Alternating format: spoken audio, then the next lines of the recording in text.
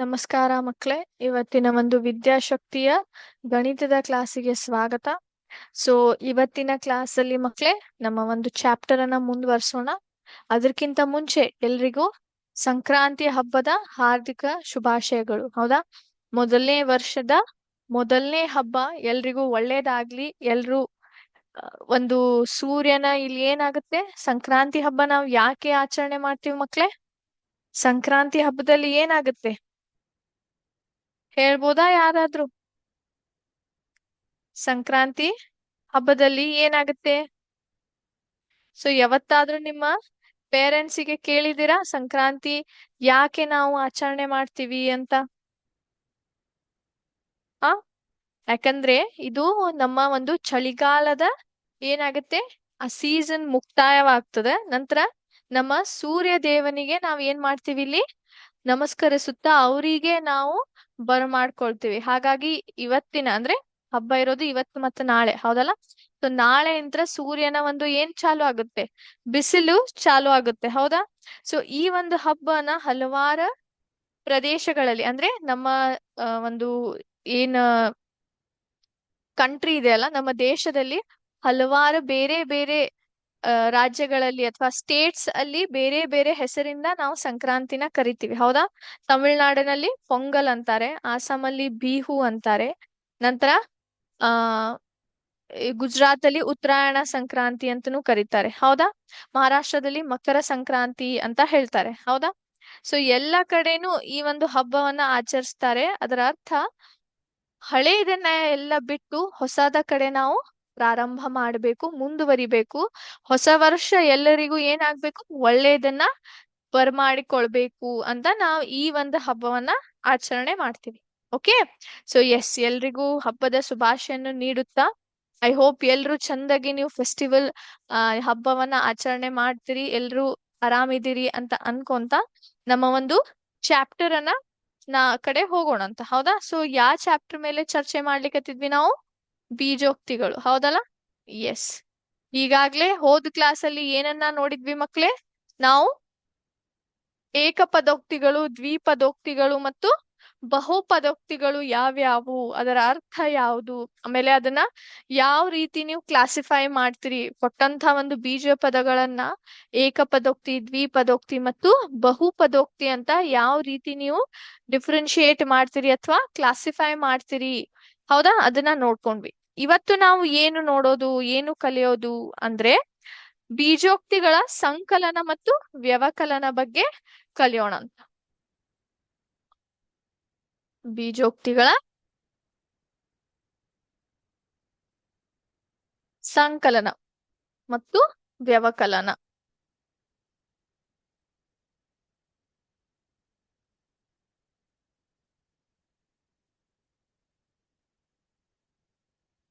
S. So ನೀವು ಇಲ್ಲಿ ನನಗೆ ಒಂದು ಪ್ರಶ್ನೆಯನ್ನ ಕೇಳ್ಬೋದು. ಅದೇನಂದ್ರೆ ಬೀಜೋಕ್ತಿಗಳನ್ನೂ ಕೂಡ ನಾವು ಕೂಡಿಸ್ತೀವ, ಕಳಿತೀವ? ಹೌದು, ಬೀಜೋಕ್ತಿಗಳ ಸಹನ ಅವನು ಕೂಡ ನಾವ್ ಏನ್ ಮಾಡ್ತೀವಿ, ಕೂಡಿಸ್ತೀವಿ, ಕಳಿತೀವಿ. ಆದ್ರೆ ನಿಮಗೆ ಒಂದು ವಿಷಯ ಗೊತ್ತಿರ್ಬೇಕು, ನಾವು ಯಾವ ಬೀಜೋಕ್ತಿ ಅಥವಾ ಯಾವ ಬೀಜ ಪದಗಳನ್ನ ಕೂಡಿಸ್ತೀವಿ, ಕಳಿತೀವಿ? ಸಜಾತಿ ಪದಗಳನ್ನ ನಾವ್ ಏನ್ ಮಾಡ್ತೀವಿ ಮಕ್ಕಳೇ, ಕೂಡಿಸ್ತೀವಿ, ಕಳಿತೀವಿ. ಸಜಾತಿ ಪದಗಳಂದ್ರೆ ಏನು?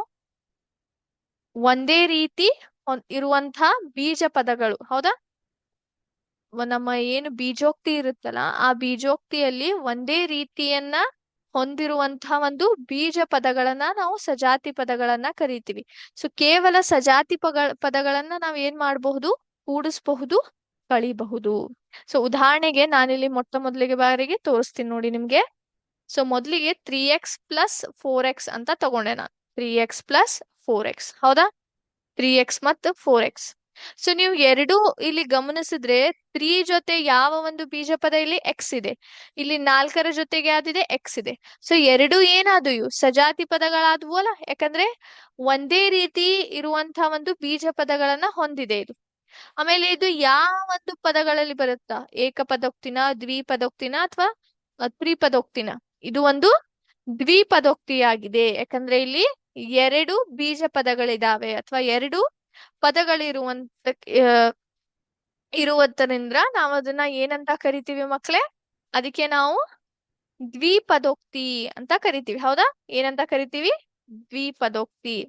ಆದ್ರೆ ದ್ವಿಪದೋಕ್ತಿಯಲ್ಲಿ ನಾ ಹೇಳ್ದಾಗೆ ವಿಜಾತಿ ಪದಗಳನ್ನ ಹೊಂದಿರ್ಬೇಕು. ಹೌದಾ? ವಿಜಾತಿ ಪದಗಳನ್ನ ಹೊಂದಿರ್ಬೇಕು. ಆದ್ರೆ ಇಲ್ಲಿ ಏನಾಗಿದೆ? ಇಲ್ಲಿ ಸಜಾತಿ ಪದಗಳನ್ನ ಹೊಂದಿದೆ. ಹಾಗಾಗಿ ಇವು ದ್ವಿಪದೋಕ್ತಿ ಆದ್ವಾ ಇಲ್ವಾ? ಇಲ್ಲ. ದ್ವಿಪದೋಕ್ತಿಯಲ್ಲಿ ಏನಾಗುತ್ತೆ ಮಕ್ಳೇ? ವಿಜಾತಿ ಪದಗಳನ್ನ ಹೊಂದಿರಬೇಕು ನಾವು. ಆಗ ಮಾತ್ರ ನಾವು ದ್ವಿಪದೋಕ್ತಿ ಅಂತ ಕರಿತೀವಿ. ಇದು ಏನಿದೆ ಇದು? ಇದು ಎರಡು ಸಜಾತಿ ಪದಗಳನ್ನ ಹೊಂದಿದೆ. ಹಾಗಾಗಿ ಇದನ್ನ ನಾವು ಸಂಕಲನ ಮಾಡಿದಾಗ, ಕೂಡಿಸಿದಾಗ ಇದು ಎದರಲ್ಲಿ ಕನ್ವರ್ಟ್ ಆಗುತ್ತೆ ಮಕ್ಕಳೇ? ಎದರಲ್ಲಿ ಪರಿವರ್ತನೆ ಆಗುತ್ತೆ? ಏಕಪದೋಕ್ತಿಯಲ್ಲಿ ಕನ್ವರ್ಟ್ ಆಗುತ್ತೆ. ಹೇಗೆ? ಸೊ ಈಗ ನೋಡಿ, ಇಲ್ಲೂ 3x ಇದೆ, ಇಲ್ಲೂ 4x ಇದೆ.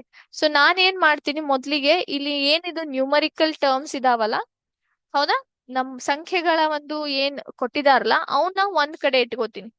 3+4 ಇಂಟು ಎಕ್ಸ್. ಹೌದಾ? ಇದ್ರ ಅರ್ಥ ಏನು? 3x 4x ಅಂದ್ರೆ ಏನು? ಇದು 3x+4x ಇದೆ ಅಂತ ಅರ್ಥ. ಇದರ ನಡುವೆ ಯಾವ ಒಂದು ಚಿಹ್ನೆ ಇಲ್ಲ ಅಂದ್ರೆ ಇದರಲ್ಲಿ ಏನೂ ಇಲ್ಲ ಅಂತ ಅರ್ಥ ಅಲ್ಲ. ಇದರಲ್ಲಿ ಗುಣಾಕಾರ ಇದೆ ಅಂತ ಅರ್ಥ. 3x ಅಂದ್ರೆ 3x ಅಂತ ಅರ್ಥ.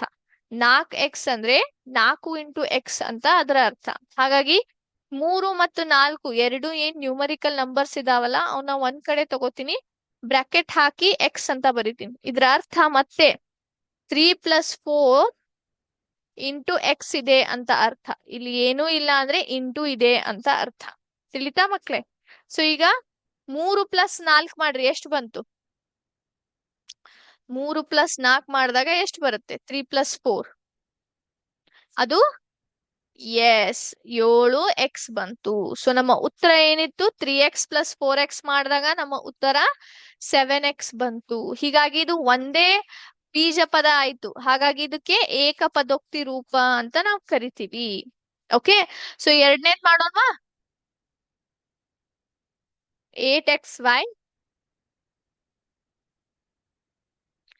Plus 4xy plus 2xy. So ಇದನ್ನ ಮಾಡ್ಲಿಕ್ಕೆ ಪ್ರಯತ್ನ ಮಾಡ್ರಿ ಮಕ್ಳೇ, ಮುಂದೆ ನಾನು ಮಾಡ್ತೀನಂತೆ.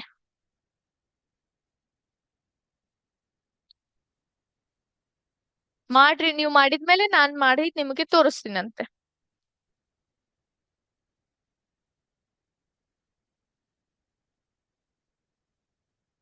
ಎಸ್, ಮಾಡಿದ್ರಾ ಎಲ್ರು? All right. ಸೊ ಇಲ್ಲಿ ನೀವು ಗಮನಿಸಿದ್ರೆ ಮೂರ್ ಏನ್ ಕೊಟ್ಟಿದ್ದಾರೆ, ಇಲ್ಲಿ ಬೀಜ ಪದಗಳಿದಾವೆ. 8xy 4xy ಮತ್ತೆ 2xy. ಮೂರಕ್ಕೂ ನೀವು ಗಮನ ಕೊಟ್ಟು ನೋಡಿದ್ರೆ xy ಅಂತಾನೆ ಬೀಜ ಪದಗಳಿದಾವೆ. ಹಾಗಾಗಿ ಇವು ಮೂರು ಏನಾದವು? ಸಜಾತಿ ಪದಗಳಾದವು. ಯಾಕಂದ್ರೆ ಒಂದೇ ರೀತಿ ಇರುವಂತಹ ಒಂದು ಬೀಜ ಪದವನ್ನ ನಾವಿಲ್ಲಿ ಗಮನಿಸಬಹುದು. ಹೌದಾ? ಸೊ ಇವು ಮೂರು ಏನಾದವು ಮಕ್ಳೇ? ಸಜಾತಿ ಪದಗಳಾದವು. ಸೊ ಹಾಗಾಗಿ ನಾನೀಗ ಏನ್ ಮಾಡ್ತೀನಿ? ನ್ಯೂಮರಿಕಲ್ ನಂಬರ್ ಸಂಖ್ಯೆಗಳನ್ನ ಒಂದ್ ಕಡೆ ತಗೊಂಡ್ ಬರ್ತೀನಿ. 8+4+2 ಇಂಟು xy. ಹೌದಾ? Into xy. ನಂತರ ಸೊ xy ಏನಿದೆ ಮೂರೂರ್ ಕಡೆ ಕಾಮನ್ ಇದೆ. ಹಾಗಾಗಿ ಇದನ್ನ ಒಂದೇ ಸರ್ತೆ ಬರಿತೀವಿ ನಾವು, ಅದು ಹೊರಗಿನ ಬ್ರಾಕೆಟ್ ಹೊರಗಡೆ ಬರಿತೀವಿ. ಓಕೆ, 8+4+2 ಮಾಡಿ ಎಷ್ಟು ಬರುತ್ತೆ? 8+4, ಎಸ್ 12. 12+2 14xy. ಸೊ ನಮ್ಮ ಉತ್ತರ ಏನು ಬಂತು ಮಕ್ಳೇ?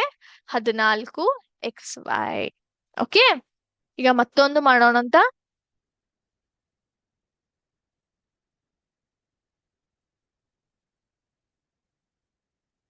ಎಸ್, ಮೂರನೇ ಪ್ರಶ್ನೆ. 7n ಇಂದ 4n ಅನ್ನು ಕಳೆಯೋಣ. 7n ಇಂದ 4n ಕಳೆಯೋಣ. ಸೊ 7n ಒಳಗಡೆ ನಾನು ಏನ್ ಮಾಡ್ಬೇಕು? 4n ಅನ್ನ ಕಳಿಬೇಕು. ಕಳಿಬೇಕಂದ್ರೆ ಇಲ್ಲಿ ಏನ್ ಬಂತು? ವ್ಯವಕಲನ ಬಂತು. ಸೊ ಇದನ್ನ ಈ ರೀತಿ ಬರ್ಕೊಳ್ಳೋಣ. 7n ಒಳಗಡೆ 4n ಕಳಿಯುವುದು. ಹಾಗಾಗಿ ನಡುವೆ ನಾನು ಏನ್ ಮಾಡಿದ್ದೀನಿ ಇಲ್ಲಿ? ಸಬ್ಟ್ರಾಕ್ಷನ್ ಸೈನ್ ಹಾಕಿದ್ದೀನಿ. 7n ಇಂದ 4n ಅನ್ನು ಕಳಿಬೇಕು. ಹೌದಾ? ಸೊ ಹಾಗಾಗಿ 7n ಒಳಗಡೆ ಮೈನಸ್ ಸೈನ್ ಅನ್ನ ಹಾಕಿ ಇಲ್ಲಿ 4n ಬರೆದಿದ್ದೀನಿ. ಓಕೆ, ಅದ್ರ ಒಳಗಡೆ ನಾವು 4n ತೆಗಿಯತ್ತೀವಿ ಅಂತ ಅರ್ಥ. ಈಗ ಲಕ್ಷ ಕೊಟ್ಟು ನೋಡಿದ್ರೆ ಎರಡು ಸಜಾತಿ ಪದಗಳ ವಿಜಾತಿ ಪದಗಳ? ಎರಡು ಸಜಾತಿ, ಎಸ್, ಎರಡು ಸಜಾತಿ ಪದಗಳಾಗಿದ್ದಾವೆ. ನೀವು ಬೀಜ ಪದಗಳನ್ನ ನೋಡಿದ್ರೆ ಎರಡು ಕಡೆ ಏನಿದೆ ಮಕ್ಳೇ? ಎನ್ ಅಂತಾನೆ ಇದೆ. ಹೌದಾ? ಒಂದೇ ರೀತಿಯಾದಂತ ಬೀಜ ಪದ ಇದೆ. ಹೌದಾ ಇಲ್ವೋ? ಹಾಗಾಗಿ ಇದನ್ನ ನಾವ್ ಏನಂತ ಕರಿತೀವಿ? ಸಜಾತಿ ಪದಗಳನ್ನ ಅಂತ ಕರಿತೀವಿ. ಸೊ ಈಗ ಅದನ್ನ ಕಳೆಯೋ ಸಮಯ. ಸೊ ಸೇಮ್ ಸ್ಟೆಪ್ಸ್ ನ ಫಾಲೋ ಮಾಡೋಣ. ಸಂಕಲನ ಮಾಡ್ಲಿಕ್ಕೆ ಯಾವ ರೀತಿ ನಾವು ಮಾಡಿದ್ವಿ ಅಲ್ಲ, ಯಾವ ಸ್ಟೆಪ್ಸ್ ನ ಫಾಲೋ ಮಾಡಿದ್ವಿ ಅಲ್ಲ, ಅದೇ ರೀತಿಯನ್ನ ಮಾಡೋದು. ಸೊ 7 ಒಳಗಡೆ 4ಅನ್ನ ತೆಗಿಬೇಕು. ಕಾಮನ್ ಯಾವ್ದಿದೆ? ಎನ್. ಅದನ್ನ ನಾನು ಈ ಕಡೆ ಹೊರಗಡೆ ಇಡ್ತೀನಿ. ಸೊ 7 ಒಳಗಡೆ 4 ಅನ್ನ ತೆಗಿರಿ ಮಕ್ಳೇ. ಎಷ್ಟು ಬಂತು? 7 ಹೊರಗಡೆ 4ಅನ್ನ ತೆಗೆದ್ರೆ ಎಷ್ಟು ಬಂತು? ಎಸ್, 3n ಬಂತು. ನಮ್ಮ ಉತ್ತರ ಎಷ್ಟಾಯ್ತು? 3n. ಈಗ ಮತ್ತೊಂದ್ ಮಾಡೋಣವಾ? ಎಲ್ರು ಮಾಡ್ತೀರಾ? ಒಂದ್ ನಿಮಿಷ ಬರಿತೀನಂತ.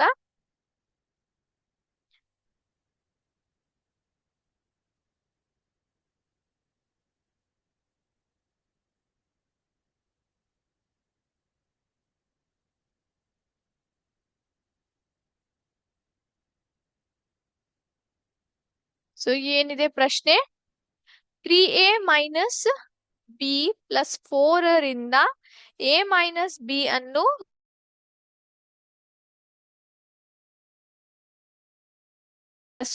ರಿಂದ a ಮೈನಸ್ ಬಿ ಅನ್ನು ಕಳೆಯಿರಿ. ಮಾಡ್ಲಿಕ್ಕೆ ಪ್ರಯತ್ನ ಮಾಡ್ರಿ ಎಲ್ರು. ಇದು ಕೂಡ ಎದ್ರ ಮೇಲಿದೆ ಮಕ್ಳೇ? ವ್ಯವಕಲನದ ಮೇಲಿದೆ. ಹೌದಾ? ವ್ಯವಕಲನದ ಮೇಲಿದೆ. ಪ್ರಯತ್ನ ಮಾಡ್ರಿ ಎಲ್ರು. ನೀವು ಮಾಡಿದ್ಮೇಲೆ ನಾನು ಹೇಳ್ತೀನಂತ.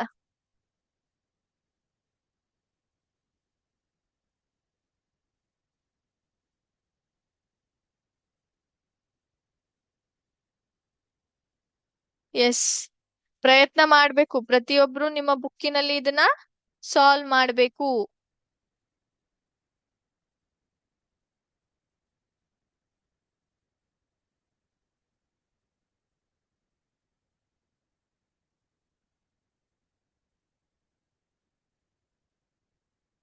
ಮಾಡಿದ್ರಾ?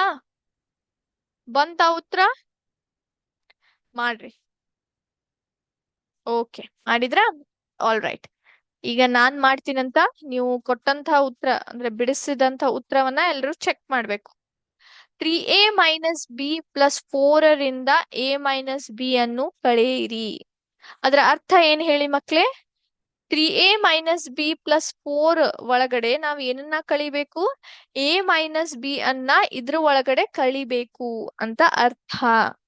ಹಾಗಾಗಿ ಮೊದ್ಲಿಗೆ ಯಾವ್ದನ್ನ ಬರಿತೀವಿ ನಾವು? ಇದನ್ನ ಬರಿತೀವಿ. So 3a minus b plus 4. ಇದ್ರ ಒಳಗಡೆ ಏನನ್ನ ಕಳಿಬೇಕು ನಾವು? ಮೈನಸ್ a ಮೈನಸ್ ಬಿ ಅನ್ನ ಕಳಿಬೇಕು. ಆದ್ರೆ ಇದಕ್ಕೆ ನಾನು ಬ್ರಾಕೆಟ್ ಹಾಕ್ತೀನಿ. ಯಾಕೆ ಬ್ರಾಕೆಟ್ ಹಾಕ್ತೀನಿ? ಇಲ್ಲಿ ಹಾಕಿಲ್ವಲ್ಲ. ಇಲ್ಲಿ ನೀವು ಗಮನಿಸಿದ್ರೆ ಕೇವಲ 4n ಮಾತ್ರ ಇತ್ತು ಮಕ್ಳೇ. ಅದು ಮತ್ತೇನಿತ್ತು? ಅದು ಪಾಸಿಟಿವ್ ಇತ್ತು. ಅಂದ್ರೆ ಪಾಸಿಟಿವ್. ಇದ್ರ ಮುಂದ್ಗಡೆ ಯಾವ ತರದ ಚಿಹ್ನೆ ಇದ್ದಿದ್ದಿಲ್ಲ. ಅದ್ರ ಅರ್ಥ ಪ್ಲಸ್ ಸೈನ್ ಇದೆ ಅಂತ ಅರ್ಥ. ಹೌದಾ ಇಲ್ಲೋ? ಸೊ ಹಾಗಾಗಿ ಇದು ಏನಾಗಿತ್ತು? ಇದು ಪಾಸಿಟಿವ್ ನಂಬರ್ ಆಗಿತ್ತು. ಹಾಗಾಗಿ ನಾನು ಬ್ರಾಕೆಟ್ ಹಾಕ್ಲಿಲ್ಲ. ಆಮೇಲೆ ಇನ್ನೊಂದು, ಇದು ಒಂದೇ ಪದವಾಗಿತ್ತು. ಆದ್ರೆ ಇಲ್ಲಿ a ಮೈನಸ್ ಬಿ ಅಂತ 2 ಪದಗಳಿದಾವೆ. ಮತ್ತೆ ಅದರ ನಡುವೆ ಮೈನಸ್ ಸೈನ್ ಕೂಡ ಇದೆ. ಹಾಗಾಗಿ ಇಲ್ಲಿ ನೀವು ಚಿಹ್ನೆ ಇಲ್ಲಿ ಹಾಕಿದ್ಮೇಲೆ ಬ್ರಾಕೆಟ್ ಹಾಕ್ಲಿಲ್ಲ ಅಂದ್ರೆ ಅದರ ಅರ್ಥವೇ ಬೇರೆ ಆಗ್ಬಿಡ್ತದೆ. ಹಾಗಾಗಿ ನಾವಿಲ್ಲಿ ಬ್ರಾಕೆಟ್ ಹಾಕ್ತೀವಿ. ಓಕೆ, ಸೊ ಸಾಲ್ವ್ ಮಾಡೋಣ. 3a minus b as it is ಬರೀತೀನಿ ಪ್ಲಸ್ 4. ಈಗ ಈ ಬ್ರಾಕೆಟ್ ಅನ್ನ ನಾನು ಏನ್ ಮಾಡ್ಬೇಕು? ತೆಗಿಯುವಂತ ಸಮಯ. ಹೌದಾ? ಸೊ ಇಲ್ಲಿ ಎ ಬಾಜು ಒಳಗಿನ ಸೈಡ್ ಏನೂ ಇಲ್ಲ. ಏನೂ ಇಲ್ಲ ಅದರ ಅರ್ಥ ಪ್ಲಸ್ ಇದೆ ಅಂತ ಅರ್ಥ. ಹೌದಾ ಇಲ್ವೋ? ಸೊ ಹಾಗಾಗಿ ಮೈನಸ್ ಇಂಟು ಪ್ಲಸ್ ಏನಾಗುತ್ತೆ? ಮೈನಸ್ ಬರುತ್ತೆ. ನಂತರ ಇಲ್ಲಿ ಮೈನಸ್ ಇದೆ, ಇಲ್ಲಿ ಮೈನಸ್ ಇದೆ. ಏನಾಗುತ್ತೆ? Minus into minus plus B. ಹೌದಾ? ಎಸ್. ಸೊ ಈಗ ನೀವು ಇಲ್ಲಿ ಗಮನಿಸಿದ್ರೆ 3a ಇಲ್ಲಿದೆ, ಮತ್ತೆ ಎ ಇರುವಂತಹ ಯಾವ್ದಾರ ಪದಗಳಿದಾವ? ಇಲ್ಲಿದೆ ಎ. ಹೌದಾ? ನಂತರ ಬಿ ಅಂತ ಇರುವಂತ ಪದಗಳಿದಾವ? ಇಲ್ಲಿದೆ ಮತ್ತು ಇಲ್ಲಿದೆ. ಸೊ ಇವು ಸಜಾತಿ ಪದಗಳನ್ನ ಒಂದೇ ಕಡೆ ತಗೊಂಡ್ ಬರ್ಬೇಕು ಈಗ. ಓಕೆ. ಸೊ ಮುಂದಿನ step 3a minus A minus b plus B plus 4. ಹೌದಾ? ಸೊ ಸಜಾತಿ ಪದಗಳನ್ನ ಒಂದೇ ಕಡೆ ತೆಗೆದುಕೊಂಡು ಬಂದೆ ನಾನೀಗ. ಈಗ ಇಲ್ಲಿ ಏನೂ ಇಲ್ಲ ಅಂದ್ರೆ ಪ್ಲಸ್ ಇದೆ ಅಂತ ಅರ್ಥ. 3a ಮೈನಸ್ ಎ ಅದರ ಅರ್ಥ ಏನು? ಇಲ್ಲೂ ಕೂಡ ಏನು ಇಲ್ಲ ಅಂದ್ರೆ ಏನಿದೆ ಇಲ್ಲಿ? ಒಂದಿದೆ ಅಂತ ಅರ್ಥ. ಹಾಗಾಗಿ 3 minus 1 A minus b plus B. ಇದು ಏನು ಇಲ್ಲ ಅಂದ್ರೆ 1 ಇದೆ ಅಂತ ಅರ್ಥ ಎರಡು ಕಡೆ. ಸೊ ಇಲ್ಲಿ ಮೈನಸ್ ಇದೆ, ಇಲ್ಲಿ ಪ್ಲಸ್ ಇದೆ, ಅಂದ್ರೆ ಎರಡು ಆಪೋಸಿಟ್ ಸೈನ್ಸ್ ಇದಾವೆ. ಒಂದ್ ಕಡೆ ಮೈನಸ್ ಇದೆ, ಒಂದ್ ಕಡೆ ಪ್ಲಸ್ ಇದೆ. ಅಂದ್ರೆ ಮೈನಸ್ ಇಂಟು ಪ್ಲಸ್ ಏನ್ ಮಾಡ್ಬೇಕು ನಾವು? ಮೈನಸ್ ಮಾಡ್ಬೇಕು. ಸೊ ಒಂದ್ರ ಒಳಗಡೆ ಒಂದನ್ನ ಕಳೆದಾಗ ಏನು ಬರಲ್ಲ, 0 ಬರುತ್ತೆ. ಹಾಗಾಗಿ ಇವೆರಡು ಏನಾಗ್ತವೆ? ಕ್ಯಾನ್ಸಲ್ ಆಗ್ಬಿಡ್ತವೆ. So plus 4. ಸೊ 3 ಮೈನಸ್ 1 ಎಷ್ಟು ಬಂತು? 2a ಪ್ಲಸ್ 4 ನಮ್ಮ ಉತ್ತರ ಬಂತು. ಹೌದಾ? Is it clear? ಇಲ್ಲಿ ಕ್ಯಾನ್ಸಲ್ ಯಾಕೆ ಆಗ್ತು ಹೇಳಿ ಮಕ್ಳೇ? ಇಲ್ಲಿ 1 ಮೈನಸ್ 1b ಪ್ಲಸ್ 1b ಅಂತ ಇದೆ. ಓಕೆ, ಏನು ಇಲ್ಲ ಅಂದ್ರೆ ಒಂದಿದೆ ಅಂತ ಅರ್ಥ ಅಲ್ಲಿ. ಹಾಗಾಗಿ ಮೈನಸ್ 1b ಪ್ಲಸ್ 1b ಅಂತ ಇದೆ. ಮೈನಸ್ ಇದೆ, ಇಲ್ಲಿ ಪ್ಲಸ್ ಇದೆ. ಸೊ ಮೈನಸ್ ಇಂಟು ಪ್ಲಸ್ ನೀವ್ ಏನ್ ಮಾಡ್ತೀರಾ? ಮೈನಸ್ ಮಾಡ್ಬೇಕು. ಸೊ ಮೈನಸ್ 1b ಒಳಗಡೆ ಮೈನಸ್ 1b ಕಳೆದಾಗ 0 ಬರುತ್ತೆ. ಹೌದಿಲ್ವ? ಹಾಗಾಗಿ ಇವೆರಡು ಕ್ಯಾನ್ಸಲ್ ಆಗ್ಬಿಡ್ತಾವೆ. ಅರ್ಥ ಆಯ್ತಾ? ಎಲ್ರು ನಿಮ್ಮ ಆನ್ಸರ್ಸ್ ಚೆಕ್ ಮಾಡ್ಬೇಕು. ಓಕೆ, ಮುಂದಿನ ಪ್ರಶ್ನೆಗೆ ಹೋಗೋಣವಾ?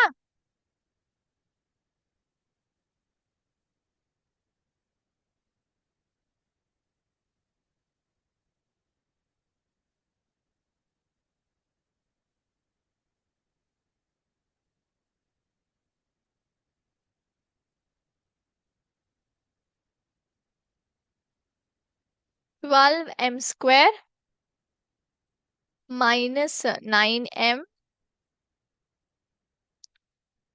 Plus 5m minus 4m square minus 7m plus 10.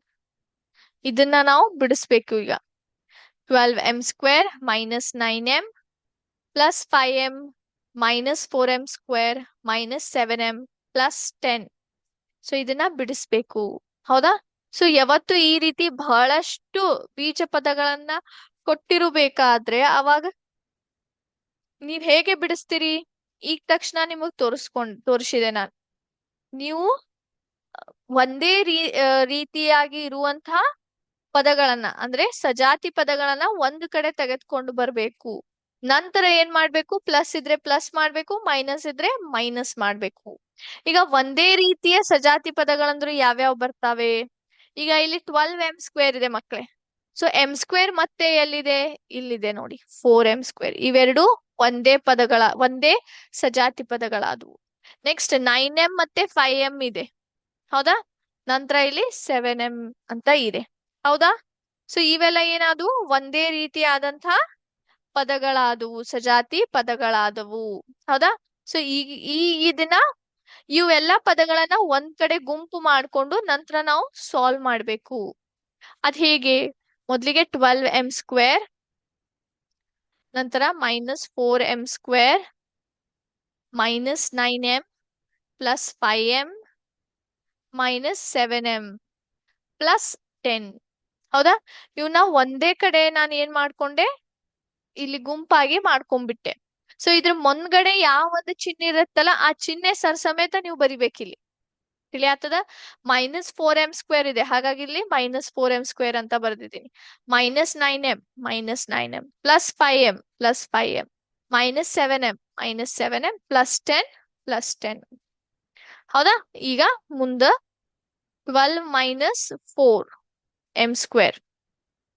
ಹೌದಾ? ಇದಾದ್ಮೇಲೆ ನೆಕ್ಸ್ಟ್ -9 + 5 - 7 m + 10. ಹೌದಾ? ಈಗ ಇಲ್ಲಿ ಗುಂಪಾಗಿ ನಾನು ಮಾಡ್ಕೊಂಡೆ. ಹೌದಾ? ಈಗ 12 - 4 ಎಷ್ಟಾಗುತ್ತೆ? 12ರಲ್ಲಿ 8ನ್ನ ಕಳೀರಿ. ಎಷ್ಟು ಬಂತು? 8m². ಪ್ಲಸ್, ನಾನು ಇಲ್ಲಿ ಯಾಕೆ ಹೊರಗಡೆ ಪ್ಲಸ್ ಹಾಕಿದ್ದೀನಿ ಹೇಳಿ ಮಕ್ಳೇ?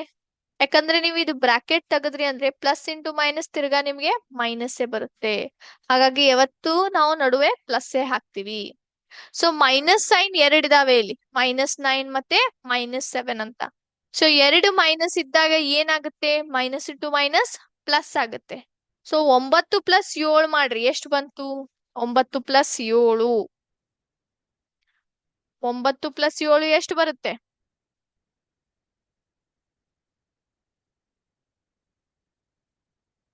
ಎಷ್ಟು ಬರುತ್ತೆ? 16. ಹೌದಾ? -16 ಬರುತ್ತೆ. ಯಾಕಂದ್ರೆ ದೊಡ್ಡ ನಂಬರ್ ಯಾವುದು? 9 ಇದೆ, ಅದರ ಚಿಹ್ನೆ ಮೈನಸ್ ಇದೆ.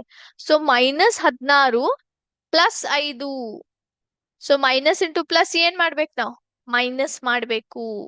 ಸೊ 16ರಲ್ಲಿ 5 ತೆಗೆದ್ರೆ ಎಷ್ಟು ಬಂತು? 11. ಚಿಹ್ನೆ ಯಾವ್ದು ಹಾಕ್ತಿರಿ? ಯಾವ್ದು ಒಂದು ದೊಡ್ಡ ಸಂಖ್ಯೆ ಇದೆ ಅದರ ಚಿಹ್ನೆ. 16 ದೊಡ್ಡ ಚಿಹ್ನೆ ಏನು? ಮೈನಸ್. ಸೊ ಏನ್ ಬರುತ್ತೆ? -11m + 10. ಹೌದಾ? ಹೌದಾ? ಈಗ 8m² plus into minus -11m + 10. ಇದು ನಮ್ಮ ಉತ್ತರವಾಯ್ತು. ಓಕೆ, ಇದನ್ನ ಉತ್ತರವಾಯ್ತು. ಅರ್ಥ ಆಯ್ತಾ ಎಲ್ರಿಗೂ? ಗೊತ್ತಾಯ್ತಾ ಯಾವ ರೀತಿ ನೀವು ಬೀಜೋಕ್ತಿಗಳನ್ನ ಸಂಕಲನ ಅಥವಾ ವ್ಯವಕಲನ ಮಾಡ್ತೀರಿ ಅಂತ? ಎಸ್. ಓಕೆ. ಸೊ ಈಗ ನಮ್ಮ ಒಂದು ಕ್ಲಾಸನ್ನ ಇಲ್ಲಿಗೆ ಸ್ಟಾಪ್ ಮಾಡೋಣ ಅಂತ ಮಕ್ಳೇ. ಮುಂದಿನ ಕ್ಲಾಸಲ್ಲಿ ಬೀಜೋಕ್ತಿಗಳ ಮುಂದುವರೆದ ಭಾಗವನ್ನ ಚರ್ಚೆ ಮಾಡೋಣ ಅಂತ. ಓಕೆ, ಈಗ ಕ್ಲಾಸನ್ನ ಮುಗಿಸುವ ಮುಂಚೆ ಇವತ್ತಿನ ಒಂದು GK ಸೆಷನ್ ಅನ್ನ ನೋಡ್ಕೊಂಡ್ ಬಿಡೋಣಂತ. ಯಾವೊಂದು ವಿಷಯ ಮೇಲೆ ನಾನ್ ನಿಮ್ಗಿಲ್ಲಿ ಇವತ್ತು ಮಾತಾಡ್ಲಿಕತ್ತೀನಿ ಅಂದ್ರೆ ನೋಡ್ಬೋದಾ ಯಾರಾದ್ರೂ? Yes, it is. ಗೊತ್ತಾ ನಿಮ್ಗೆ ಯಾವ್ದು ಗಿಡ ಇದು ಅಂತ ಹೇಳ್ಬೋದಾ ಯಾರಾದ್ರೂ? ಅದು ಕಾಟನ್ ಆಗಿದೆ ಮಕ್ಳೇ, ಕಾಟನ್. ಸೊ ಕಾಟನ್ ಬಟ್ಟಿಗಳು ಹಾಕೋತೀರಾ ನೀವು? ಕಾಟನ್ ನಿಮ್ಗೆ ಸೇರುತ್ತಾ? ಕಾಟನ್ ಬಟ್ಟಿಗಳು ಹಾಕೊಳ್ಳಿಕ್ ಸೇರುತ್ತಾ? ಕಾಟನ್ ಆಕ್ಚುಲಿ ನಾವು ಖರೆಯಾಗಿ ಎಲ್ಲಿಂದ ಉತ್ಪನ್ನ ಮಾಡ್ತೀವಿ ಹೇಳಿ ಮಕ್ಳೇ? ಕಾಟನ್ ಬರೋದು ಗಿಡಗಳಿಂತ್ರ. ಪ್ಲಾಂಟ್ ಫೈಬರ್ ಅಂತ ಕರಿತೀವಿ ನಾವು ಅದಕ್ಕೆ. Plant fibre. ಫೈಬರ್ ಇದ್ದಿದ್ದು ಮೊದ್ಲು ಯಾವತ್ತಿದ್ರು ಫೈಬರ್ ಇರುತ್ತೆ, ನಂತರ ಅದನ್ನ ನಾವು ಫ್ಯಾಬ್ರಿಕ್ ಅಂದ್ರೆ ಅರ್ಬಿ ಒಳಗಡೆ ಕನ್ವರ್ಟ್ ಮಾಡ್ತೀವಿ, ಪರಿವರ್ತನೆ ಮಾಡ್ತೀವಿ. ಸೊ ಕಾಟನ್ ಎಂಬುದು ಒಂದು ಗಾಸಿಪಿಯಂ ಎನ್ನೋ ಒಂದು ಪ್ಲಾಂಟ್ ಇಂತ್ರ ಬರುತ್ತೆ, ಗಿಡವಿಂತ್ರ ಬರುತ್ತೆ. ಗಾಸಿಪಿಯಂ ಅನ್ನೋ ಒಂದು ಪ್ಲಾಂಟ್ ಇಂತ್ರ ಇದನ್ನ ನಾವು ತೆಗೆದುಕೊಳ್ತೀವಿ. ನಂತರ ಫ್ಯಾಕ್ಟರಿ ಒಳಗೆ ಪ್ರೊಸೆಸಿಂಗ್ ಆದ ಮೇಲೆ ನಮ್ಗೆ ಏನಾಗುತ್ತೆ? ಕಾಟನ್ ಬಟ್ಟೆಗಳು ಸಿಗ್ತಾವೆ. ಸೊ ಒಂದು ಪ್ರಶ್ನೆ ಎಲ್ರಿಗೂ ಏನಂದ್ರೆ, ಕಾಟನ್ ಬಟ್ಟೆಗಳು ಗಳನ್ನ ನಾವು ಬಿಸಿಲಲ್ಲಿ ಹಾಕೊಳ್ಳಿಕ್ ಯಾಕೆ ನಾವು ಹಾಕೋಬೇಕಂತ ಅನ್ಕೋತೀವಿ? ಯಾರಾದ್ರೂ ಹೇಳ್ಬೋದಾ? ಬಿಸಿಲಲ್ಲಿ ನಾವ್ ಯಾಕೆ ಹಾಕೊಳ್ಳಿಕ್ ಅನ್ಕೋತೀವಿ? ಯಾಕಂದ್ರೆ ಕಾಟನ್ ಬಟ್ಟೆಗಳಿಂದ ಏನಾಗುತ್ತೆ? ಕಾಟನ್ ಬಟ್ಟೆಗಳಲ್ಲಿ ಅದು ನಮ್ಮ ಒಂದು ಹೀಟ್ ಅಥವಾ ನಮ್ದು ಏನಿದು ಬೆವರಿರುತ್ತಲ್ಲ, ಅದು ಚಂದಗಿ ತಂತಾನೆ ಹೀರ್ಕೊಂಡ್ಬಿಡುತ್ತೆ. ಹೀರ್ಕೊಂಡು ಏನಿದು ನಮ್ಮ ಗಾಳಿಯಲ್ಲಿ ರಿಲೀಸ್ ಮಾಡ್ಬಿಡುತ್ತೆ. ಹಾಗಾಗಿ ನಮ್ಗೆ ಬಿಸಿಲಲ್ಲೂ ಕೂಡ ಕಾಟನ್ ಬಟ್ಟೆ ಹಾಕೊಂಡಾಗ ತಂಪಾಗಿ ನಮ್ಮ ಬಾಡಿ ಅನ್ಸುತ್ತೆ. ಹೌದಾ? ಸೊ ಇವತ್ತಿನ ಒಂದು ಸೆಷನ್ ಇಲ್ಲಿಗೆ ಸ್ಟಾಪ್ ಮಾಡೋಣ ಅಂತ ಮಕ್ಳೇ. ಸೊ ಮುಂದಿನ ಸೆಷನ್ ಅಲ್ಲಿ ಮಕ್ಳೇ ನಾವು ಮತ್ತೆ ಭೇಟಿ ಆಗೋಣ. ಅದ್ರ ತನಕ ನಿಮಗೆ ಒಂದು ಚಿಕ್ಕದಾದ ಹೋಮ್ವರ್ಕ್ ಇದೆ. ಹೌದಾ? ಅದೇನು ಅಂದ್ರೆ ಒಂದು ಪ್ರಶ್ನೆಯನ್ನ ಕೊಡ್ತೀನಿ, ಅದನ್ನ ನೀವು ಸಾಲ್ವ್ ಮಾಡಿ ಬರಬೇಕು. ಹೌದಾ? ಎಸ್, ಒಂದ್ ನಿಮಿಷ.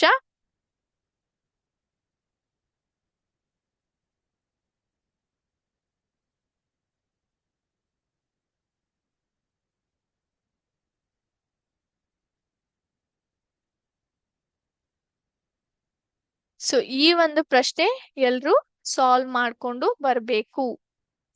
ಬರ್ತೀರಾ ಮುಂದಿನ ಕ್ಲಾಸ್ ಅಲ್ಲಿ? ಎಸ್ ಬರ್ಬೇಕು. Okay, all right. So class ಮುಗಿಸುವ ಮುಂಚೆ ಚಿಕ್ಕದಾದ ಒಂದು ಡಿಕ್ಟೇಷನ್ ಸೆಷನ್ ಅನ್ನ ಇಲ್ಲಿ ತೆಗೆದುಕೊಳ್ತೀನಿ.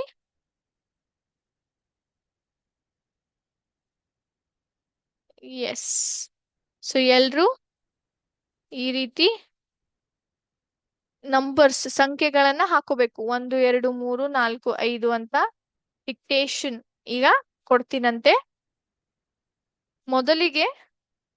ಮೊದಲನೇ ಪದ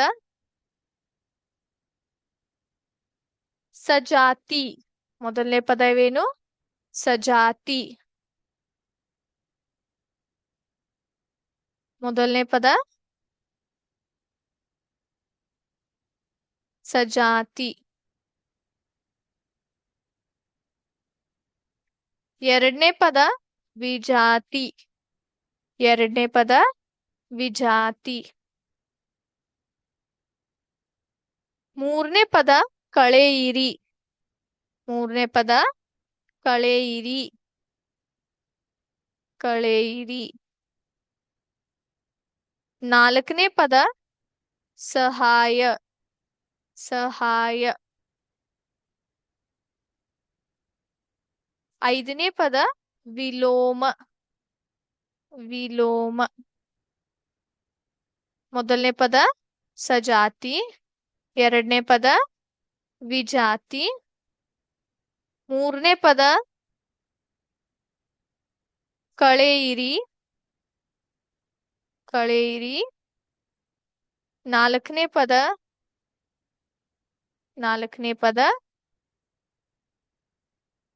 ಸಹಾಯ. ಸಹಾಯ. ನಂತರ ಐದನೇ ಪದ ವಿಲೋಮ. ವಿಲೋಮ. ಎಸ್ ಆಯ್ತು ಎಲ್ರದು. ಓಕೆ, ಇವತ್ತಿನ ಕ್ಲಾಸ್ ಇಲ್ಲಿಗೆ ಮುಗಿಸೋಣ ಅಂತ ಮಕ್ಳೇ. ಮತ್ತೆ ಮುಂದಿನ ಕ್ಲಾಸ್ ಅಲ್ಲಿ ಭೇಟಿ ಆಗ್ತೀನಿ. ಮತ್ತೆ ಹೊಸ ವಿಷಯಗಳನ್ನ ಚರ್ಚೆ ಮಾಡೋಣ. ಥ್ಯಾಂಕ್ ಯು ಮಕ್ಳೇ. ಜೈ ಹಿಂದ್, ಜೈ ವಿದ್ಯಾಶಕ್ತಿ.